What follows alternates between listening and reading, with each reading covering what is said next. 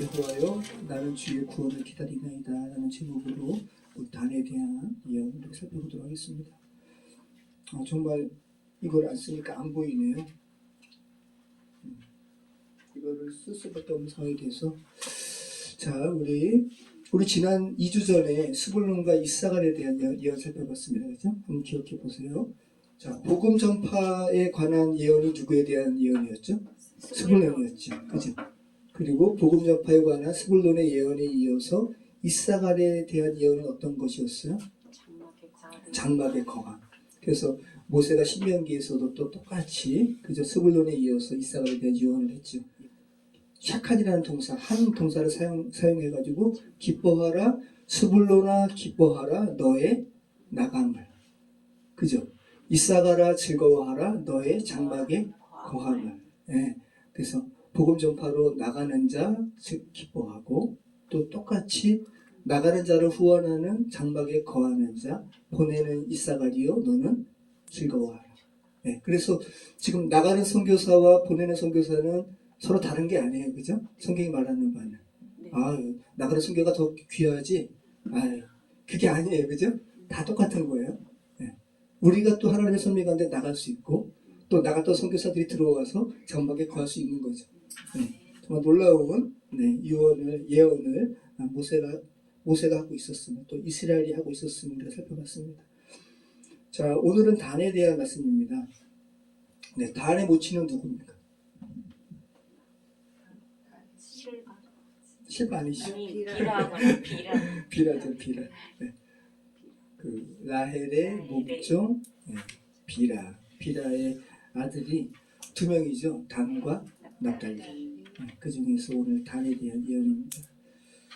자, 이스라엘 아들의 12아들 전체로서는 단이 5번째고 납달리가 6번째지만 이스라엘의 유언의 순서로는 오늘 단이 7번째.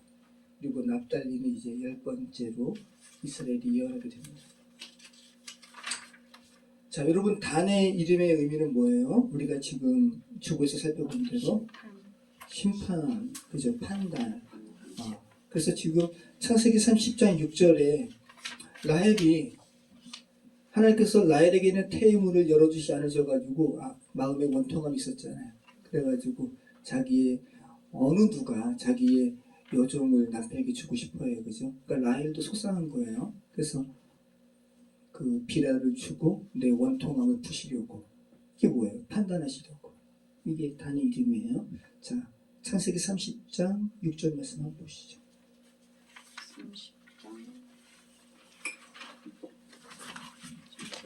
창세기 30장 6절. 라헬이 가로되 하나님이 내 억울함을 푸시려고 내 옷을 그려서 내게 아들을 주셨다 하고 이로 말미암아 그 이름을 단이라 하였으며. 내 억울함을 푸시려고. 자, 누가 호소를 들어요? 우리에게 있어서 하나님이시죠, 그렇죠? 네, 하나님. 그러니까 온전한 재판관은 하나님밖에 없어요. 자, 재판하다라는 둔에서 비롯된 이름이 단이라는 거. 여러분을 하나님께서 정확하게 재판하세요. 그죠? 네. 그래서 우리의 판단은 억울하지 않아요. 그죠? 네. 인간의 판단은 억울하지만. 자, 그러니까 지금 단에게도 역시 이름대로 이스라엘이 축복하고 예언하고 있음을 알게 됩니다. 축복은 축복이죠. 구원을 기다리니까. 그런데 구원을 기다릴 수밖에 없는 단의 행위는 악한 거죠. 참 쉽지 않은 부분이에요. 오늘 그 부분 우리가 나누게 됩니다. 자, 단은 이스라엘의 한 지파같이 그의 백성을 심판하리로다. 단의 이름처럼 지금 예언하고 있습니다. 그리고 현대인의 성경은 이렇게 번역했어요. 단도 이스라엘의 다른 지파처럼 자기 백성을 다스릴 것이다. 자, 그러면 이 단에 대한 이 예언이 어떤 부분 같아요? 단이 이스라엘의 한 지파의 역할을 한다는 거예요? 아니면 못한다는 거예요? 한다라는 건데 그 뉘앙스가 조금 약해요.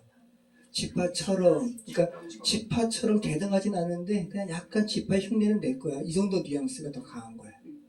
왜냐하면 단지파에서는 이름 있는 인물이 없어요. 여러분 혹시 단지파 중에서 이름 있는 사람 누구 한번 대보세요. 근데 유명하긴 해요. 딱 한 사람. 머리가 길었어요. 삼손. 삼손. 삼손 단이에요. 그런데 삼손이 온전한 행위를 하지 못했잖아요. 그죠? 나시린 그거 리브가 아니죠? 뭐죠? 삼손이 반했던 여자. 삼손과 델릴라. 삼손과 델릴라한테 빠져가지고 그 나시린의 비밀 이야기하면 안 되는데 이야기해가지고 몰래 블레셋 사람들 와가지고 머리 빵빵 머리 밀어가지고 힘을 다 잃었죠. 그러다 나중에 다시 회개하고 머리 긴 다음에 그 이방신 전에서 기둥 무너뜨려가지고 마지막은 잘했지만 네. 이 정도 사람밖에 없어요. 단지파는. 자, 그래서 저 17절 말씀 다시 한번 읽어볼게요. 단은 길섭의 뱀이요 새끼의 독사로다. 말굽을 물어서 그 탄자를 뒤로 떨어지게 하리로다. 예. 자, 다른 번역 표준 세 번역 제가 읽어드릴게요. 단은 길가에 숨은 뱀 같고 오솔길에서 기다리는 독사 같아서 말 발굽을 물어 말에 탄 사람을 뒤로 떨어뜨릴 것이다. 좋지 않잖아요, 그죠? 그러니까 창세기 3장의 나아시 뱀과 똑같은 모습으로 단에 대해서 지금 이스라엘이 이야기하는 거예요. 좋은 게 아니죠. 길가에 숨어 있다가 말에 뒤꿈치를 무는 뱀이 어떻게 좋을 수가 있겠어요. 그리고 단을 향한, 그쵸? 그래서 단을 향한 예언이 부정적인 것처럼 소재도 부정적이죠. 뱀이니까. 독사고 뱀이니까. 좋지 않죠. 오늘 그래서 단을 향한 예언에서는 두 개의 길이 나오고, 그죠? 길가도 길이잖아요. 또 오솔길도 길이고. 그리고 두 마리의 뱀이 나오는 거예요. 한 마리는 뱀, 한 마리는 독사. 그래서 뱀은 나아쉬. 창세기 3장에 인간을 타락하게 한 그 뱀 나아쉬고요. 여기 독사는 슈프라는 거, 쉐피폰이라는 단어입니다. 그래서 독사와 뱀을 단어를 구분하고 있어요. 자, 근데 언어 유희예요. 우리나라도 시를 쓸 때 똑같은 길과 관련된 시를 쓸 때 길이 있으면 다른 말로는 좀 모솔길, 샛길, 그죠? 이런 식으로 약간 바꾸잖아요. 똑같은 거예요. 뱀도 독사, 뱀, 살모사 이런 식으로 바꾸죠. 자, 우선 길섭으로 번역된 이 단어가 데레크라는 그러한 단어인데요. 그냥 다니는 길이에요. 구약 성경에서 가장 많이 나오는 이 길이 이 데레크예요. 626번 나옵니다. 데레크. 근데 우리도 이 길 하면 물리적인 길, 오솔길, 아스팔트 길 이런 거 말고 우리의 삶의 여정도 길로 표현하죠. 히브리어도 그래요. 히브리어도. 그래서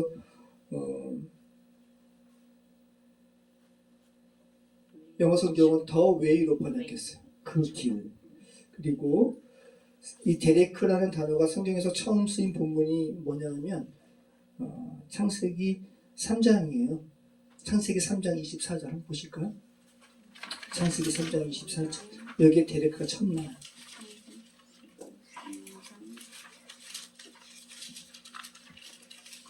창세기 3장 24절. 자, 같이 읽겠습니다. 이같이 하나님이 그 사람을 쫓아내시고 에덴 동산 동편에 그들과 두루두루 헤엄을 두어 생명나무의 길을 지키게 하십니다. 그래서 여러분 보세요. 지금 성경에 데레크가 처음 나온 게 좋은 것과 관련해서 쓰여서 그죠? 생명나무의 길.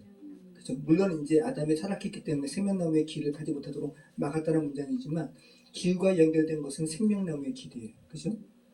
근데 오늘 이 데레크는 단과 관련해서 뱀과 연관돼서 나오죠. 기억하시기 바라요. 생각해 보시기 바라요. 그리고 창세기 6장 12절. 여기도 데레크가 나오는데 여기서는 어떤 게 데레크로 번역되었을까요? 그러니까 단순히 물리적인 길뿐만 아니라 인생의 어떠한 모습도 저 사람의 인생길은 왜 그래? 이 의미를 한번 생각해 보시기 바라요. 창세기 6장 12절. 여기서 뭐가 그러면 데레크를 번역한 것일까요? 같이 읽겠습니다. 하나님이 보시기를 땅이 폐괴하였으니 이는 땅에서 모든 혈육을 있는 자의 행위를 폐괴하였다. 그럼 뭐가 데레크겠어요? 여기서 행위. 사람들의 행위. 아, 저 사람 인생길 엉망이네. 데레크. 그죠? 죽어 있는 자의 행동 양식, 데레크입니다. 자, 그리고 창세기 18장 19절. 창세기 18장 19절.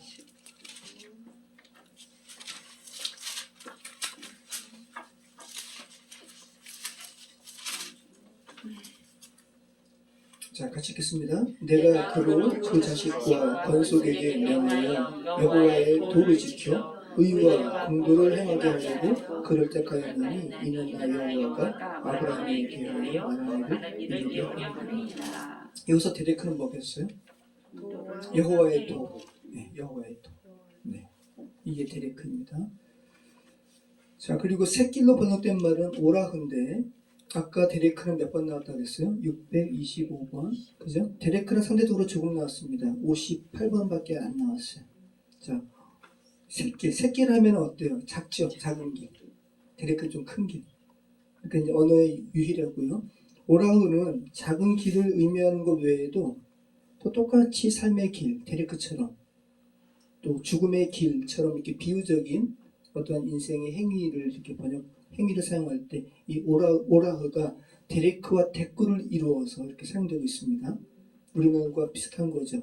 잠언 4장 16절에 오라흐 데레크 다 나옵니다. 잠언 4장 14절.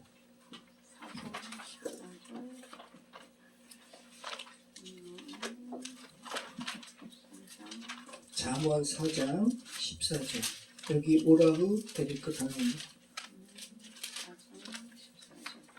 자, 같이 한번 읽어보겠습니다. 사악한 자의 첩경을 들어가지 말며 악인의 길로 다니지 말지어다. 개역개정은 사악한 자의 첩경. 첩경하면 어떤 길이에요? 좁은 길. 그죠? 이거 오라흐예요. 작은 길, 오라흐. 그리고 악인의 길, 데레크로 다니지 말지어다. 그러니까 일부러 다른 단어를 이렇게 써서 지루하지 않게 쓰고 있다는 거죠.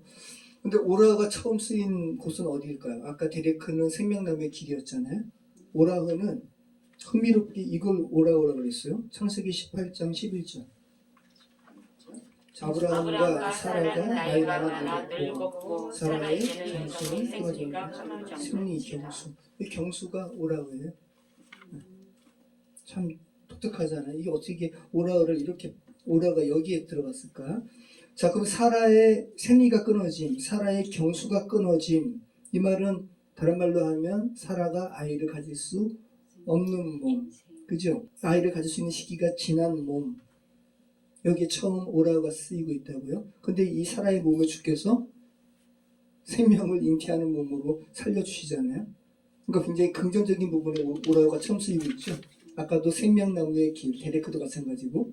그러니까 성경에서 오라흐 데레크는 처음 쓰인 것은 다 긍정적인 것에 쓰였는데 지금 오늘 창세기 49장의 단과 관련돼서 데레크 오라흐는 다 부정적인 단의 죽음과 관련된 행위를 묘사하는데 쓰이고 있다는 거. 이것도 참 독특하죠.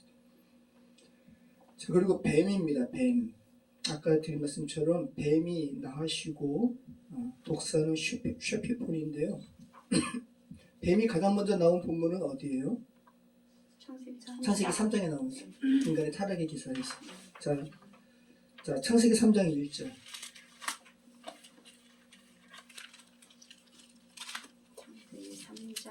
창세기 3장 1절. 자, 우리 같이 읽겠습니다. 여호와 하나님의 짐승들 짐승 중에 뱀이 가장 간교하다. 뱀이 여자에게 물어가는데 하나님이 참으로 너희들로 동산 모든 나무의 실과를 먹지 말라 하시더라. 네, 나하시에요, 뱀. 그러니까 창세기는 여러분이 같이 이제 살펴보시면서 아마 느끼실 거예요. 창세기는 특별히 창세기 3장의 타락의 기사를 후반부에서 계속 반복해요. 그리고 극복해요. 그것이 창세기 구조예요.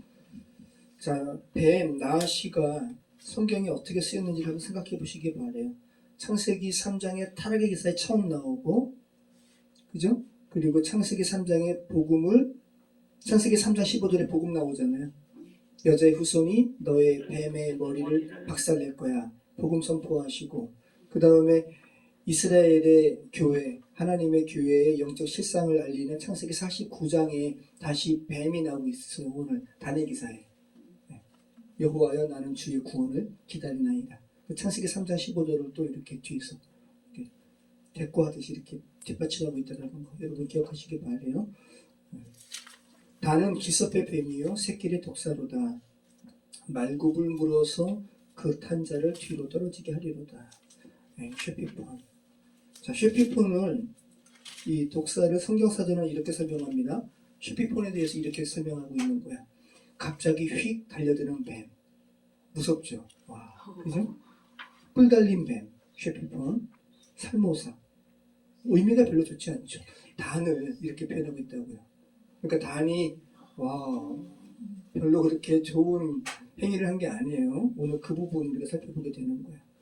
그래서 오늘 단을 향한 이스라엘의 예언을 살펴보려면 사사기 17장과 18장을 같이 보셔야 돼요. 그래서 오늘 제가 잠시 그 부분을 같이 한번 나눌게요. 사사기 16장에는 삼손의 기사가 나와요. 삼손의 기사 나오고 그 다음에 17장 나오는 거예요. 자, 제가 한번 17장 간단하게 한번 이야기 한번 해볼게요. 어떤 상황이냐면 17장 전에 여호수아의 영도하에 그죠? 모세 후계자가 누구예요? 여호수아죠. 여호수아 영도하에 가나안에 이제 이스라엘 백성이 들어왔잖아요. 그리고 왕정 시대가 생기기 전에 이스라엘의 그 통치 방법은 뭐였어요? 사사를 둬가지고, 사사를 둬가. 그래서 사무엘도 사사예요. 그죠? 사사 시대였죠. 이때는 아직 불안정해요. 하나님께서 12지파별로 땅을 할당하게 하셨는데 다 온전하게 할당이 안 됐어요. 그리고 그 땅이 그냥 주어지는 것도 아니에요. 빈 땅이 아니에요. 싸워야 돼요. 아모리 족속, 그죠? 헤렘 전쟁 해가지고 우리 인간의 죄성을 또 영적으로 의미하지만 전투에서 뺏어야 되니까, 그죠? 어떤 지파는 또 전투에서 밀려가지고 못 뺏는 거예요. 단지파가 그래요. 자, 이 상황을 아직 하나님께서 이 땅을 분배시켜 주셨음에도 불구하고 그 주님께서 분배하신 땅을 다 취하지 못한 갈렙처럼, 갈렙은 취했잖아요. 그죠? 나이 많은 갈렙이 80인데 그렇지 못한 이 상황을 사사기 1장에서 언급을 합니다. 우리 같이 한번 사사기 1장 27절부터 34절까지 한번 보겠습니다. 구약 성경 360페이지요. 사사기 1장 27절로 34절. 제가 이거 잠깐만 개역으로 읽게 되네. 제가 개정으로 다시 한번 바꾼다고 하면서도 저도 한번 혹시 모르니까 개정. 사사기 1장 사사기 1장 27절로 34절까지 우리 같이 한번 읽어보겠습니다. 므낫세가 벳산과 그에 딸린 마을들의 주민과 다낙과 그에 딸린 마을들의 주민과 돌과 그에 딸린 마을들의 주민과 이블레함과 그에 딸린 마을들의 주민과 무깃도와 그에 딸린 마을들의 주민들을 쫓아내지 못하네. 그죠? 쫓아내지 못하는 거 지금. 가나안 족속이 결심하고 그 땅에 거주하였더니, 야, 이게 가나안 족속이 쫓겨나야 되는데 결심하고 그 땅에 거주하는 거예요. 자, 그 다음에 이스라엘이 강성한 후에야 가나안 족속에게 노역을 시켰고 다 쫓아내지 아니하였더라. 에브라임이 게셀에 거주하는 가나안 족속을 쫓아내지 못하네. 가나안 족속이 게셀에서 그들 중에 거주하였더라. 스불론은 기드론 주민과 나할론 주민을 쫓아내지 못하였으므로 가나안 족속이 그들 중에 거주하면서 노역을 하였더라. 아셀이 악고 주민과 시돈 주민과 알랍과 악십과 헬바와 아빅과 블록 주민을 쫓아내지 못하고 아셀 족속이 그 땅의 주민 가나안 족속 가운데 거주하였으니 이는 그들을 쫓아내지 못함이었더라. 납달리는 베스메스 주민과 베다나 주민을 쫓아내지 못하고 그 땅의 주민 가나안 족속 가운데 거주하였으나 베스메스와 베다나 주민들이 그들에게 노역을 하였더라.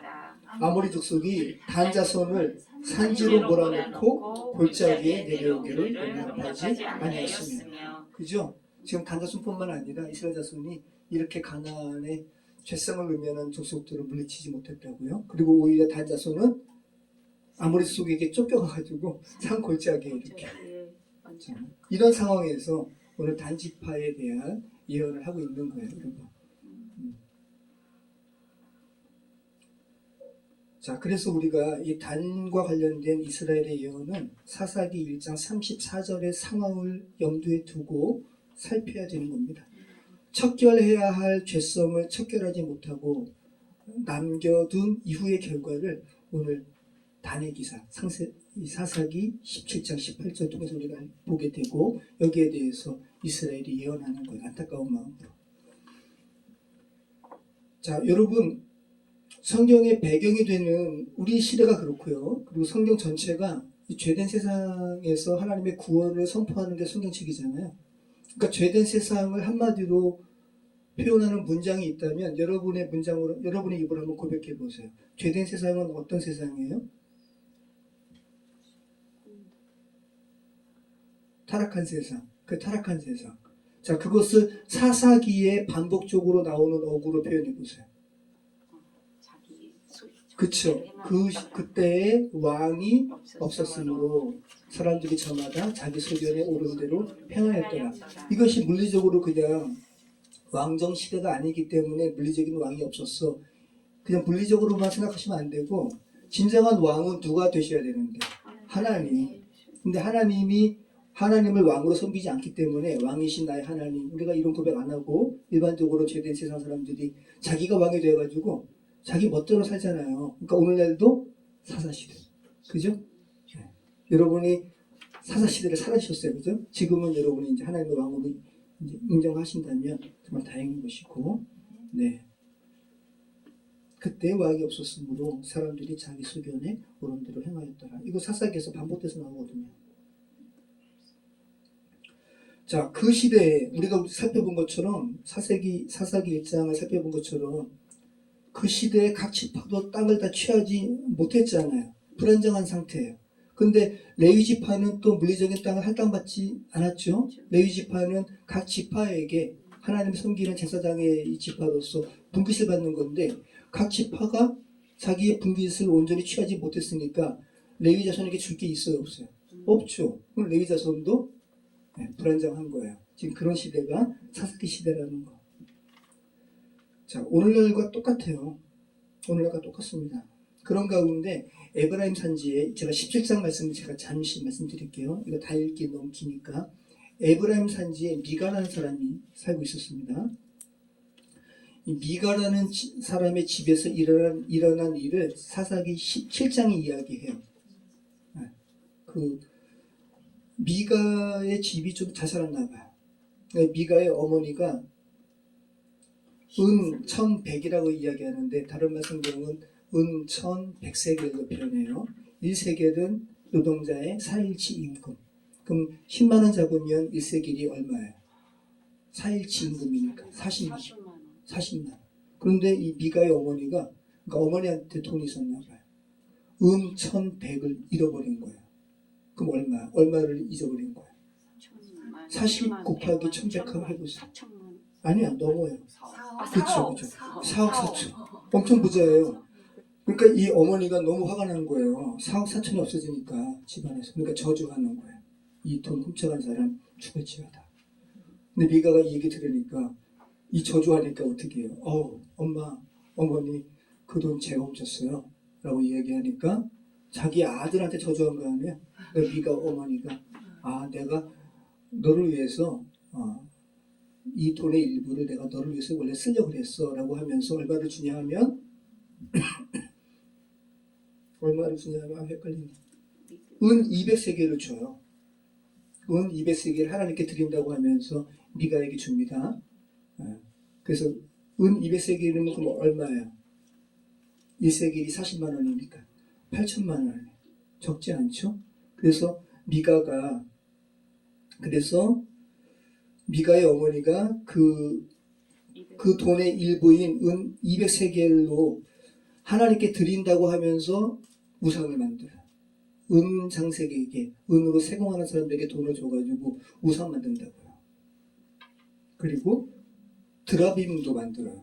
드라빔은 뭐냐면 그 라헬이, 그죠? 라헬이 드라빔 아버지한테 훔쳐가지고 안장에 앉았잖아요.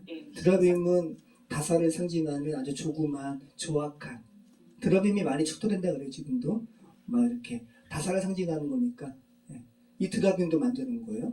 그리고 에봇도 만들어요. 그러니까 지금 이게 뭐예요? 에봇은 하나님의 거룩한 제사장이 입는 옷인데 에봇도 만들고 드라빔도 만들고 은신상도 만들고, 그러니까 종교 혼합적인 거죠.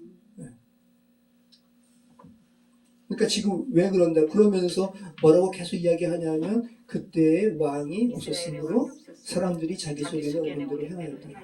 이렇게 계속 반복하는 거예요. 그런데 이런 상황에서 유다 지역의 관할 아래에 있는 레위 지파 중 한 사람이 아까 드린 말씀처럼 모든 지파가 자기의 할당받은 지역을 다 이렇게 차지하지 못했기 때문에 레위 자손에게 줄 분깃이 없는 거예요. 그러니까 레위 자손이 떠돌다가 미가의 집에 들어가요. 그리고 미가의 집에 고용돼요. 가정 제사장이 되는 거예요. 레위 지파인데 그 가정에 뭐가 있다고요? 하나님 섬기는 게 아니에요. 드라빔도 있고 에봇도 있고 은신상도 있고 그 집에 들어가는 거예요. 그러니까 이제 하나님의 제사장이 일개 가정에 정말 기복을 빌어주는 제사장으로 전락을 한 거죠. 지금 오늘날을 보는 것 같죠? 그죠? 자, 사사기 17장 9절로 이 상황을 한번 볼게요. 사사기 17장 9절로 13절. 구약성경 391페이지. 오늘날도 이런 게 있어요. 교회에서 헌금을 많이 하는 장로의 발언권이 세잖아요. 그죠? 이런 거 굉장히 진짜 스스로 조심해야 되는 거예요. 제가 첫 교육전도사로 논산에 갔거든요. 논산에 갔는데 거기에 실권자가 누구냐면 장로님이에요. 네. 그래서 담임 목사도 저한테 그러는 거예요. 장로님한테 잘해. 네. 근데 이게 이런 말씀으로 비춘다면 되게 이게 두려운 일인 거죠. 그죠? 정말 조심해야 되는 거예요. 자, 같이 한번 읽어볼게요. 사사기 17장 9절로 13절 우리 같이 한번 읽어보겠습니다.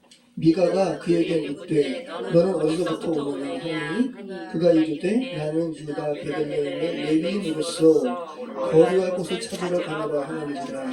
미가가 그에게 이르되 내가 나와 함께 거주하며 나를 위하여 아버지와 제사장이 되어라. 내가 해마다 은열과 의복 한 벌과 먹을 것을 주리라 하므로 그 레위인이 들어갔더라. 그 레위인이 그 사람과 함께 거주하기를 만족하게 생각했으니 이는 그 청년이 미가의 아들 중 하나같이 되니라. 미가가 그 레위인을 거룩하게 구별하매 그 청년이 미가의 제사장이 되어 그 집에 있었더라. 이에 미가가 이르되 레위인이 내 제사장이 되었으니 이제 여호와께서 내게 주실 줄을 아노라 하니라. 미가가 어머니가 좀 8천만 원 가지고 이러한 종교적인 거 만든 다음에 자기 아들 중 한 명을 제사장 삼았거든요. 그런데 자기 집에 지금 누가 들어온 거예요? 진짜 레위 지파가 온 거예요. 야, 잘 됐다 하면서 이 사람 되게 구두쇠예요. 레위인에게 지금 얼마 줬다 그래요? 은열. 그럼 얼마 준 거예요? 40만 원 곱하기 열이니까 400만 원. 1년에 400만 원 주고 고용해버린 거예요. 근데 레위인은 정말 너무 어려웠던 거죠. 이것도 좋게 여겨가지고 기꺼이 이 가정의 제사장이 된 거예요. 자, 그리고 이제 사사기 18장에 단지파에 대한 이야기가 나와요. 우리가 오늘 계속 나눈 거를 염두에 두고 우리 같이 읽어보겠습니다. 사사기 18장 우리 1절로 우리 한번 계속 한번 읽어보시죠. 1절로 4절 말씀 같이 한번 읽어보시죠. 그때 이스라엘에 왕이 없었고 단지파는 그때 거주할 기업의 땅을 구하는 중이었으니 이는 그들이 이스라엘 지파 중에서 그때까지 기업을 분배받지 못하였습니다. 단 자손이 소라와 에스라엘에서부터 그들의 가족 가운데 용맹스러운 5사람을 보내어 땅을 정탐하고 살피게 하며 그들에게 이르되 너희는 가서 땅을 살펴보라 하매 그들이 에브라임 산지에 가서 미가의 집에 이르러 거기서 유숙하니라. 그들이 미가의 집에 있을 때 그 레위 청년의 음성을 알아듣고 그리로 돌아가서 그에게 이르되 누가 너를 이리로 인도하였으며 내가 여기서 무엇을 하며 여기서 무엇을 얻었느냐 하니 그가 그들에게 이르되 미가가 이러이러하게 나를 대접하고 나를 고용하여 나를 자기의 제사장으로 삼았느니라 하니라. 예. 단지파가 일부는 이제 땅을 이제 분배받아서 여기 보면 그 어디로 그래요?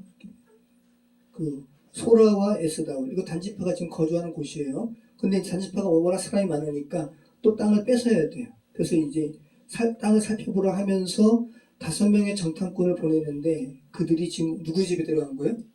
미가의 집에. 미가 집에 들어갔는데 레위 제사장이 뭐라고 이야기하는데 레위 청년의 목소리를 아는 사람이 5 정탐꾼 가운데 있었던 거예요. 개인적으로 아는 거예요. 와, 당신 어떻게 이 집에 와 있어요? 그러면서 자초지종을 레위 제사장이 말을 하는 거죠. 자, 그러니까 이제 5 사람들이 이제 레위 제사장에게 이야기하는 겁니다. 지금 5절부터 우리 10절까지 같이 읽겠습니다.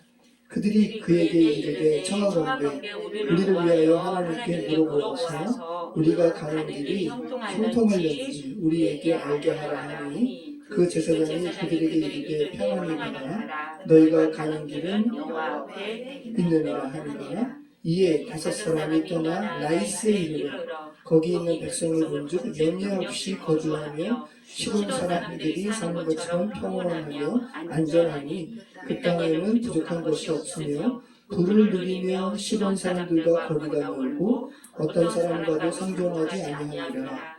그들이 소라와 에스다올에 돌아가서 그들의 형제들에게 이르매 형제들이 그들에게 묻되 너희가 보기에 어떠하더냐 하니 이르되 일어나 그들을 치러 올라가자 우리가 그 땅을 본즉 매우 좋더라. 너희는 가만히 있느냐 나아가서 그 땅 얻기를 게을리하지 말라. 너희가 가면 평화로운 백성을 만날 것이요 그 땅은 넓고 그곳에는 세상에 있는 것이 하나도 부족함이 없느니라. 하나님이 그 땅을 너희 손에 넘겨 주셨느니라 하는지라. 보세요. 레위 지파의 제사장이니까 5 정탐꾼 중에 뭐 사람들이 물어보는 거예요. 우리가 앞으로 하게 되는 것이 어떨 것 같아? 라고 하니까 평탄케 될 거라고. 그러니까 지금 레위 제사장도 거짓이에요. 그죠? 거짓 선지자예요. 왜냐하면 이 평화로운 땅 라이스는 하나님께서 레위 그 단지파에게 그 진멸하려고 명하신 것이 아니거든요.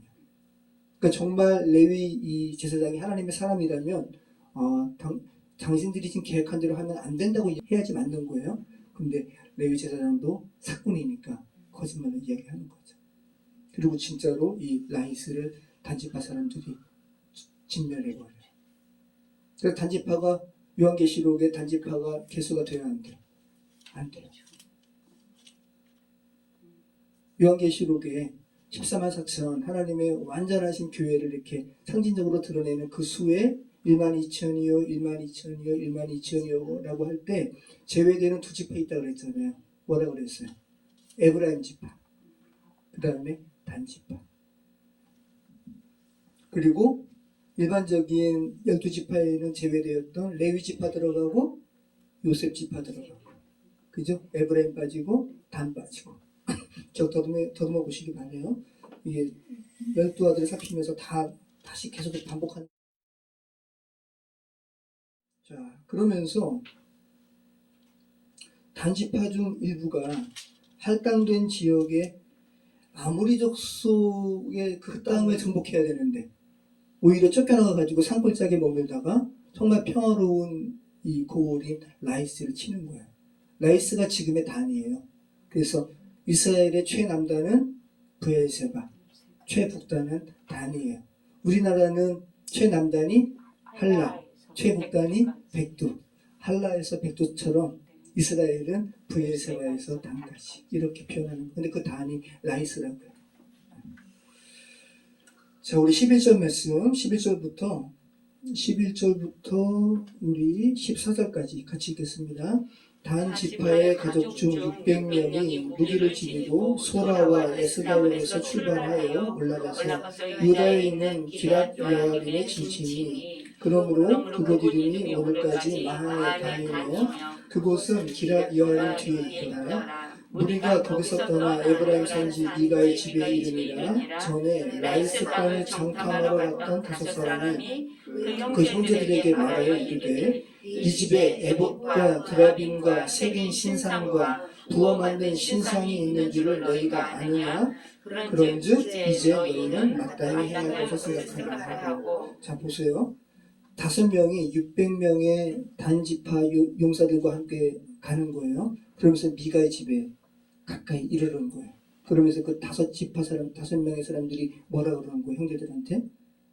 야, 여기 이 집에 뭐가 있냐 하면 에봇도 있어, 드라빔도 있어, 그죠? 그리고 신상도 있어. 그러니까 이거 어떻게 하면 좋겠니? 너희 한번 생각했으면 생각해봐. 뭐라는 거야? 이거 빼앗아야 되지 않겠니? 그죠? 그러니까 기복적인 우상의 상징적인 이 물건들 우리가 좀 탈취해야 되지 않겠니? 기복적인 아주 악한 말을 지금 건네는 거죠. 그러면서 15절부터 우리 15절부터 19절까지 같이 읽겠습니다. 5사람이 그쪽으로 향하여 그 청년 레위 사람의 집 곧 미가의 집에 이르러 그에게 문안하고 단 자손 600명은 무기를 지니고 문 입구에 서니라.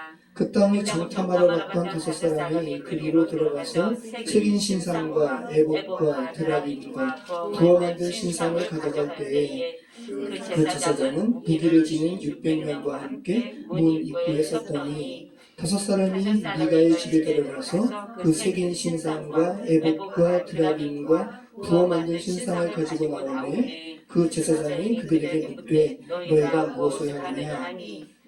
그들이 그에게 이르되 잠잠하라 내 손을 입에 대라 우리와 함께 가서 우리의 아버지와 제사장이 되라. 내가 한 사람의 집에 제사장이 되는 것과 이스라엘의 한 지파 한 족속의 제사장이 되는 것 중에서 어느 것이 낫겠느냐 하는지라. 야 보세요. 이 5사람이 이제 그 레위 사람이 지금 어디에 머물고 있으니까 미가의 집에 머물고 있으니까 들어가가지고 그 600명의 용사들 앞에 있고 그 레위 제사장은 이제 영접했겠죠 앞에서. 그랬더니 그 드라빔 위치, 그 우상이 있는 위치를 알고 있는 사람들이 가가지고 그 물건 가지고 나오는 거 아니에요. 그러니까 제사장이 뭐 하는 거예요? 라고 했더니 협박하고 있죠. 잠잠하라. 협박하는 거예요, 그죠? 그러면서 야 뭐라 그래요? 야 너 한 사람 한 가정에 그냥 제사장 될래? 아니면 한 지파 제사장 될래? 자, 근데 하나님 보시기엔 똑같이 악한 거예요. 그랬더니 이 제사장은 레위 지파지만 사꾼이에요, 그죠? 정말 사꾼이에요. 아유, 내가 일개 한 가정에서 내가 만족하리요? 기꺼이 가는 거죠. 네, 기꺼이 가는 거예요. 자, 20절부터 우리 25절까지 같이 읽겠습니다. 그 제사장이 마음에 기뻐하여 에봇과 드라빔과 새긴 우상을 받아가지고 그 백성 가운데로 들어가니라. 그들이 돌이켜서 어린아이들과 가축과 값진 물건들을 앞세우고 길을 떠나가니 그들이 미가의 집을 멀리 떠난 때에 미가의 이웃집 사람들이 모여서 단 자손을 따라 붙어서 단 자손을 부르는지라. 그들이 얼굴을 돌려 미가에게 이르되 내가 무슨 일로 이같이 모아가지고 왔느냐 하니 미가가 이르되 내가 만든 신들과 제사장을 빼앗아갔으니 이제 내게 오히려 남은 것이 무엇이냐? 너희가 어찌하여 나더러 무슨 일이냐고 하느냐 하는지라. 단자손이 그에게 이르되 내 목소리를 우리에게 들리게 하지 말라. 노간자들이 너희를 쳐서 내 생명과 내 가족의 생명을 잃게 할까 하고. 자, 미가가 이때까지 몰랐나 봐요. 나중에 이제 보니까 이 단 자손들이 자기의 제사장도 데려가고 우상과 여러 가지를 다 데려가니까 이웃 사람들과 함께 이웃 사람들 모아가지고 뒤쫓아가는 거죠. 그랬더니 또 협박당하는 거예요, 그죠? 그래서 협박이요 지금. 25절 말씀. 단자손이 그에게 이르되 내 목소리를 우리에게 들리게 하지 말라. 뭐라는 거야? 조용하라는 거죠. 조용히 해. 응? 괜히 우리 이 용사들이 노예가지고 야 너 죽일 수도 있어 조용히 해라고 하는 거죠. 그러니까 죄된 세상, 우리가 살아가는 이 세상 그대로 보여주고 있는 거예요. 자, 우리 26절부터 우리 재밌죠? 재밌지만 좀 안타깝죠, 그죠? 26절부터 29절 같이 읽겠습니다. 단 자손이 자기 길을 가지라 미가가 단 자손이 자기보다 강한 것을 보고 돌이켜 집으로 돌아갔더라. 단 자손이 미가가 만든 것과 그 제사장을 취하여 라이스에 이르러 한가하고 걱정 없이 사는 백성을 만나 칼날로 그들을 치며 그 성읍을 부숴하되 그들을 구원할 자가 없었으니 그 성읍이 베드로룸 가까운 골짜기에 있어서 시돈과 거리가 멀고 상종하는 사람도 없었으며더라. 단자손이 성읍을 메우고 거기 거주하면서 이스라엘에게서 태어난 그들의 조상 단의 이름을 따라 그 성읍을 단이라 하니라. 그 성읍의 본 이름은 라이스였더라. 네, 라이스는 너무 평화로운 땅이었어요. 한가하고 걱정 없이 사는 그 땅을 죄와 싸우면서 아무리 족속과 싸우면서 그 땅을 탈취해야 되는데 단이 너무 악한 행동을 하는 거예요. 악한 일을 한 거죠. 자, 이제 그리고 그 라이스 평화로운 성읍을 단으로 바꾼 거예요. 자, 우리 30절로 32절 말씀 같이 읽겠습니다. 단 자손이 자기들을 위하여 그 새긴 신상을 세웠고 모세의 손자요 게르솜의 아들인 요나단과 그의 자손은 단 지파의 제사장이 되어 그 땅 백성이 사로잡히는 날까지 이르렀더라. 하나님의 집이 실로에 있을 동안에 미가가 만든 바 새긴 신상이 단 자손에게 있었더라. 예. 자, 우리 30절로 우리 31절 말씀 보셨는데 그 단지파의 제사장이 지금 누가 됐다 그래요? 모세의 손자요 게르솜의 아들인 요나단. 그죠? 그리고 그의 자손은 단지파 제사장. 자, 여러분 갑자기 미가의 집에 고용되었던 청년 제사장이 없어졌죠. 그죠? 자, 그래서 이 레위인이, 이 청년 레위인, 사꾼 레위인이 여기서 말하는 모세의 손자 요나단이라고 이야기하는 사람도 있고 그렇지 않다고 이야기하는 사람도 있는데 그렇지 않은 게 더 맞는 것 같아요. 왜냐하면 성경학자들이 지금 이렇게 성경을 보게 되면 모세의 그 아들들의 족보에 대해서 나오거든요. 근데 이 요나단에 대해서 언급한 본문은 오늘 사사기밖에 없어요. 자, 볼게요. 역대상 23장 15절.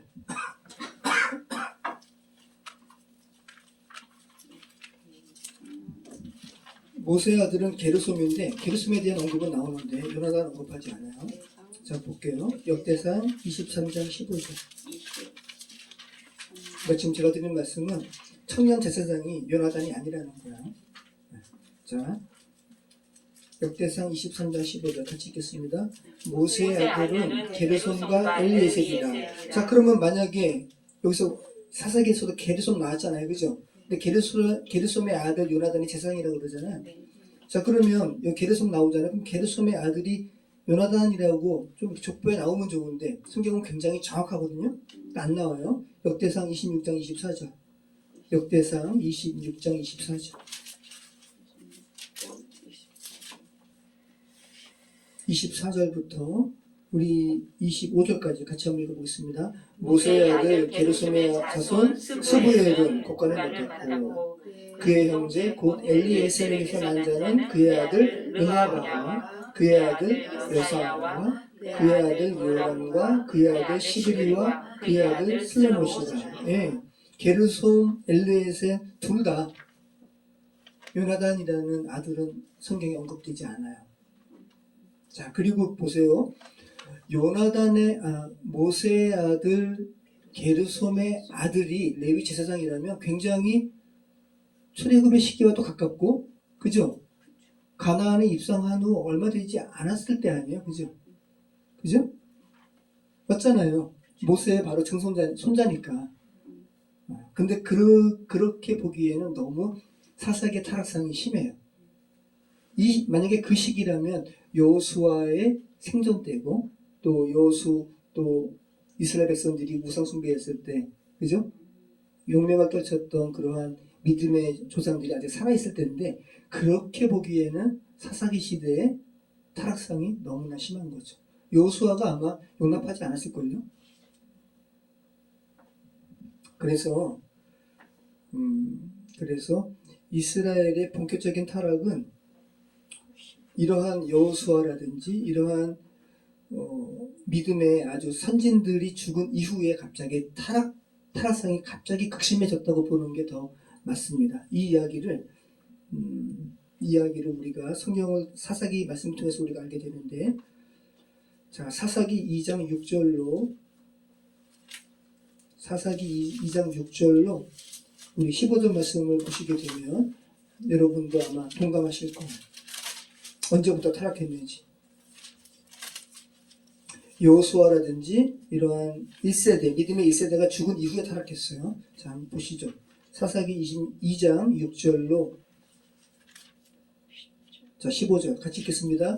전에 여호수아가 백성을 보내매 이스라엘 자손이 각기 그들의 기업으로 가서 땅을 차지하였고, 백성이 여호수아가 사는 날 동안과 여호수아 뒤에 생존한 장로들 곧 여호와께서 이스라엘을 위하여 행하신 모든 큰 일을 본 자들이 사는 날 동안에 여호와를 섬겼더라. 그죠? 온전히 섬겼다고 나오잖아요. 그 다음 여호와의 종 눈의 아들 여호수아가 110세에 죽음에 무리가 그의 기업의 경내 에브라임 산지 가스산 북쪽 딥낫 헤레스에 장사하였고, 그 세대의 사람도 다 그 조상들에게 돌아갔고, 그 후에 일어난 다른 세대는 여호와를 알지 못하며 여호와께서 이스라엘을 위하여 행하신 일도 알지 못하였더라. 그죠? 네, 그래서 오늘 우리가 읽은 사사기 18장의 기사는 여호수아와 믿음의 조상들이 죽은 이후에 여호와를 정말 알지 못하는 사람들이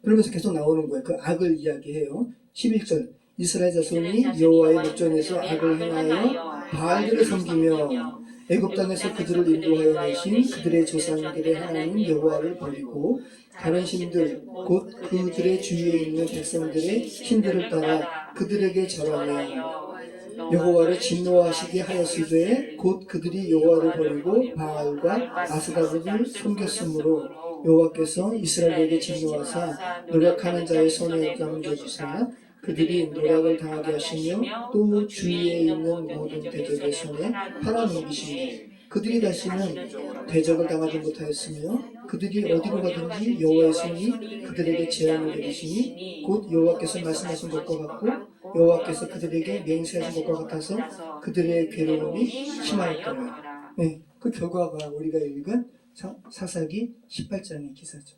17장 18장의 기사예요. 자, 그래서 우리가 지금 오늘 읽은 이 사사기 18장의 이 레위 청년은 모세의 손자 요나단이라고 이야기하는 오늘 본문에만 나온 그 사람이 아닌 것이 더 타당성이 있는 거예요. 이해되시죠? 그럼 갑자기 이 레위 청년이 왜 갑자기 사라졌을까? 그 말은 뭐예요? 레위 청년이 사꾼이잖아요. 그죠? 사꾼이잖아요. 사건이고 갑자기 이제 한 가정 섬기는 것보다 지파의 제사장이 돼야지라고 하면서 거길 따라갔는데 결국은 레위 이 사건도 단지파에게 버림받은 거죠. 그죠? 그 요나단이 그 레위 지파가 아니라면 레위 청년이 아니라면 버림받은 거야. 그래서 지금 영원한 하나님의 뜻을 추구하는 것이 아닌 이 레위 이 제사장이 영원한 하나님의 사람이 아니잖아요. 영원한 하나님의 뜻을 추구한 사람이 아니었어요. 세상의 가변적인 눈에 보이는 것들만 추구했던 사람이에요.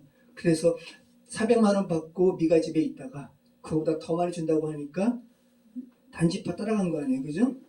그 사람의 결국에 대해서 이야기하는 거예요. 영원한 것을 추구한 사람이 아닌 사람들은 영원하지 않다는 것을 이야기하는 거죠. 갑자기 그냥 버림받는 거야. 갑자기 눈에 보이고 아주 가변적인 것들이 최고인 줄 알고 그것만 붙들고 살아가다가 갑자기 패망해 버리는 거야. 이게 영적으로 지금 우리에게 지금 보여주는 바가 있잖아요. 하나님의 것을 추구하지 않고 이 세상의 가변적인 것을 붙들고 살아가다가 갑자기 패망하는 소돔과 고모라의 멸망 똑같은 거고, 갑자기 패망하는 죄된 세상의 결국을 이 사건 레위의 모습을 통해서 우리에게 말씀하고 있는 거예요. 제가 어저께 우연히 박찬호 선수의 인터뷰를 봤어요. 인터뷰를 그 페이스북에서 누가 이렇게 짧은 클립으로 만든 영상을 봤는데, 이 선수는 대단한 사람이죠. 아시아 선수로서는 최초로 메이저리그에서 124승을 달성한 사람이에요. 그러니까 나름대로 이 사람의 가치관이 있다고요. 거기에 대해서 이야기를 하는데 너무 감동을 제가 했어요. 어떤 이야기를 하냐면, 이 사람이 메이저리그에서 엄청난 성공을 거둔 사람이니까 사람들이 자기에 대해서 많이 물어본다라는 거예요. 어떻게 해서 성공하셨어요? 어떻게 어릴 적에 훈련했어요? 라고 물어본다는 거죠. 그러면서 박찬호 선수가 뭐라 그러냐면, 사람들은 실패에도 가치가 있는데 실패에 대해서는 생각을 안 하는 것 같다고. 실패가 주는 그 유익과 가치에 대해서는 생각을 안 하는 것 같다고. 그렇게 이야기하는. 그랬더니 옆에 있는 패널들이 와, 되게 중요한 말 같다고. 그러면서 정확한 이 박찬호 선수의 멘트가 뭐냐면, 자신만의 그 실패로 인해서 자신이 얼마나 성장했는지 그거는 생각을 안 하는 것 같아요 라고 이야기해요. 되게 중요한 말이잖아요. 여러분, 우리가 많은 실패를 하잖아요. 근데 실패가 다 가치 없는 건 아니에요. 그죠? 어쩌면 우리의 가정이 생각한 것만큼 행복하지 않을 수가 있어요. 그리고 어쩌면 우리가 선택한 결혼이 생각한 것만큼 행복한 결혼이 아닐 수가 있어요. 그죠? 네. 그런데 우리가 생각한 인생이 아니고 생각한 결혼 생활이 아닌 것 같은 그 실패가 어쩌면 우리에게 전혀 다른 면에서는 우리에게 주지 못하는 유익과 굉장한 성장을 우리에게 줄 수도 있다는 생각을 우리는 못해요. 그죠? 네. 그렇잖아요. 더 우리가 깊어졌잖아요. 더 이렇게 전투력이 생겼잖아요. 네. 실패로 말미암아 성숙해진 부분이 있고, 한 번도 생각할 수 있는 긍정적인 부분이 우리가 경험했던 실패를 통해서 우리에게 주어진 것들이 있다고요. 박찬호 선수는 그 이야기 하는 거예요. 그러면서 박찬호 선수가 노모 히데오 선수를 이야기하는 거예요. 노모 히데오 선수가, 저는 군에 있을 때 1993년. 그때 한양대에서 박찬호 선수가 강속구 투수로 5수에 갔어요. 그리고 그 5수 팀에 일본에서 굉장히 관록이 있었던 노모 히데오 선수가 들어왔어요. 노모 히데오 선수는 대단한 사람이에요. 폼이, 그 토네이도가 뭐예요? 회오리바람이잖아요. 회오리바람처럼 몸을 틀었다가 몸을 이렇게, 되게 폼이 멋있어요. 토네이도처럼 틀었다가 이렇게 공을 던져가지고 123승을 했어요. 대단하겠죠. 근데 박찬호 선수가 몇 승 했다고요? 124승. 그러면서 노모 히데오 선수 이야기하는 거예요. 노모 히데오 선수가 대단하지 않아요? 근데 제가 124승을 하니까 노모 히데오에 대해서 이야기 안 한다고. 그러면서 자기가 깨달았다고. 부와 명예는 한순간에 없어지는 거구나. 내가 1승을 더해서 124승을 하니까 노모 히데오 선수에 대한 이야기 안 한다는 거죠. 그러면 125승을 하는 사람이 나타나면 나도 이제 없어질 거야. 부와 명예는 내가 컨트롤할 수가 없는 것이에요. 내가 컨트롤할 수 없는 것은 내 것이 아니라고 이야기해요. 정말 대단한 통찰을 우리에게 주는 거 아니에요? 그러면서 이 사람이 투수니까, 투수는 공을 컨트롤하는 거 아니에요. 내 것은 내가 컨트롤할 수 있는 것이 내 것이라고. 내 것이라고 이야기하는 거는 제가 공을 던지는 그것이 내 것이라고. 박찬호 선수가 그 얘기하는 거. 너무 놀랍죠. 정말 박찬호 선수가 정말 놀라운 통찰을 우리에게, 이 사람이 얼마나 투수가 힘들어요. 공을 수백 개, 수만 개 던지면서, 그러면서 놀라운 성공도 했고, 그리고 박찬호 선수가 메이저리그에서 10회도 많이 경험했어요. 텍사스 레인저스 가가지고는 먹튀라는 별명도 얻었어요. 엄청난 돈을 받고 갔는데 5천만 달러인가? 그런데 그 돈을 준 그 대가를 못한 거예요. 그러니까 얼마나 상심이 커요. 이런 경험을 다 실패를 경험한 거예요. 그러면서 이런 이야기 하는 거니까 이건 진짜 가벼운 이야기가 아닌 거죠. 여러분, 젊은 레위인은 자기 것이 없었어요. 지금 박찬호 선수가 이야기한 게 뭐예요? 자기가 갑자기 없어지는 건 자기 게 아니라고. 그죠? 할 수 있는 것만. 요 미가집에 고용됐던 사꾼 레위인은 자기 것이 없었어요. 그럼 여러분, 저와 여러분이 그리스도인이잖아요. 저와 여러분이 우리 것이라고 이야기할 수 있는 것은 결국은 뭐가 우리 것이에요? 우리 것은 없어요, 원래가. 근데 우리가 이 눈에 보이는 것은 원래 없는 것으로 말미암은 것이라고요. 눈에 보이는 것이 원래 있는 게 아니라 없는 것으로 말미암은 것이 있는 거예요. 그러니까 눈에 보이지 않은 것, 영원한 것이 원래 있는 거예요.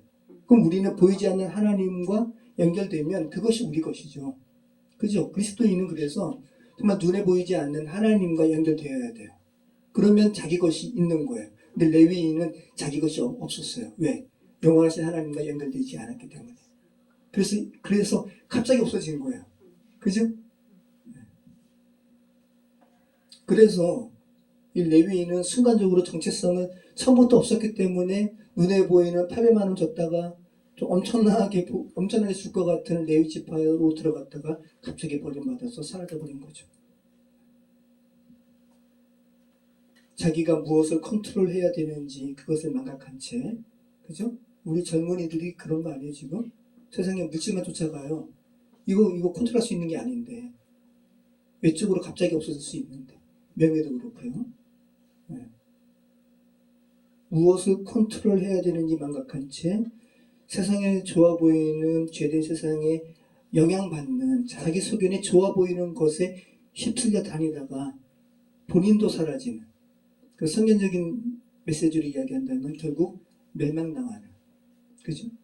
네. 그럼 결국은 맞이하게 된 거예요. 이 사건 레위인은. 오늘 단을 향한 예언의 말씀과도 맥락을 같이 하죠. 그러면서 이스라엘이 예언하는 거 아니에요. 하나님의 영광 가운데. 그러면서 단은 독사로다, 뱀이로다, 남의 말탄 자를 물어서 넘어뜨리게 하는도다 라고 하면서 단이 자기 아들 아니에요. 그죠? 얼마나 마음이 아파요. 그러면서 여호와여 그러나 나는 주의 구원을 기다리나이다 라고 하면서 창세기 3장의 나아시아와 관련된 타락의 기사를 좀 극복하기를 원하는 그런 예언을 이스라엘이 하고 있죠. 18절 말씀 다시 한번 여러분의 목소리로 읽어보시죠.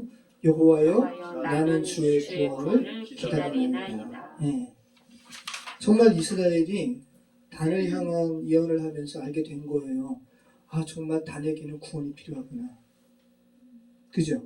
이제껏 6명의 예언을 하면서 구원을 외치지 않았어요. 이스라엘은 지금 7번째 아들 단을 예언하면서 구원을 외치는 거예요. 이 구원이라는 말이 예슈아예요. 예수의 예수. 구약에서 예슈아, 구원이 처음 나오는 본문이 오늘 본문이에요. 예슈아는 구원받은 것, 또 승리, 구출이라는 의미가 있어요. 자, 그래서 이것은 성령의 감동으로 유언하면서 이스라엘이 아들 단이 되어가지고 그러나 아버지요, 그러나 여호와여, 나는 주의 구원을 기다리나이다. 이러한 외침일 수도 있고 또 정말 아들 단을 향한 안타까운 아비의 심정으로 그러나 아버지요, 단에게는 구원이 필요합니다. 라고 외치는 것일 수도 있죠. 아까 드린 말씀처럼 우리는 요한계시록 7장의 환상에서 하나님의 백성을 계수하는 최종적인 계수에서 단과 에브라임이 제외되었음을 우리가 살펴본 바 있습니다. 그래서 성경은 정말 소망의 책이에요. 그대로 있으면 죽을 수밖에 없는 우리들에게 너희 구원받을 수 있어라는 소망을 지시하는 책이기도 하지만, 그죠? 너희 그대로 가면 정말 회개하지 않으면 너희 구원에서 제외될 수 있다라는 이런 경각심을 주는 책이기도 해요. 이 두 가지 성경이 말하는 바를 우리는 잘 새겨야 돼요. 그죠? 정말 우리가 두렵고 떨림으로 성경을 잘 보셔야 되는 겁니다. 성경은 구원을 제시하는 소망의 책이기도 하지만 구원에서 제외됨을 경고하는 우리에게 긴장을 주는 책이기도 하다라는 거 여러분 기억하시기 바랍니다. 오늘 이스라엘이 단을 향한 예언을 하면서 이러한 단의 위기를 보는 거예요. 얼마나 이스라엘의 영혼이 안타깝고 놀랐겠습니까? 그러면서 주님의 영광으로 예언합니다. 하나님 정말 단이 뱀 같은 행위를 합니다. 긍휼히 여겨 주시옵소서. 그 같은 행위를 단이 멈추게 하옵소서. 그의 구원을 기다리나이다. 아버지 심정으로. 그리고 이 말을 그러나 나는 주의 구원을 기다리나이다. 라고 지금 이스라엘이 소망과 함께 외치고 있음을 여러분 기억하시기 바랍니다. 여러분 한번 말씀 마치겠습니다. 여러분 한번 생각해 보시죠. 단이 마땅히 자기 분깃이라고 여겨지는 것들이 아직 주어지지 않았어요. 왜? 아무리 족속이 너무 강대해가지고. 저와 여러분도 어쩌면 하나님, 제가 하나님의 자녀인데 마땅히 제게 주셔야 되는 거 아니에요? 나는 이런 분깃이 아직 주어지지 않음으로 말미암은 단 같은 행위를 하고 있지는 않은가 생각해 보시기 바랍니다. 그죠? 그리고 또 아무리 족속이 너무 강대해가지고 취하지 못한 것처럼 하나님께서 저거 분명히 너한테 주셨다고 이야기하셨는데도 불구하고 너무 제가 취하기는 강해 보여가지고 그렇게 도전하지 않고 취하지 못하는 단의 모습을 우리에게 없는지 한번 생각해 보시기 바랍니다. 정말 하나님 단의 정체를 제가 받지 않도록 도와주시옵소서. 기도하시는 저희 여러분 수고하시길 축원합니다. 기도하겠습니다.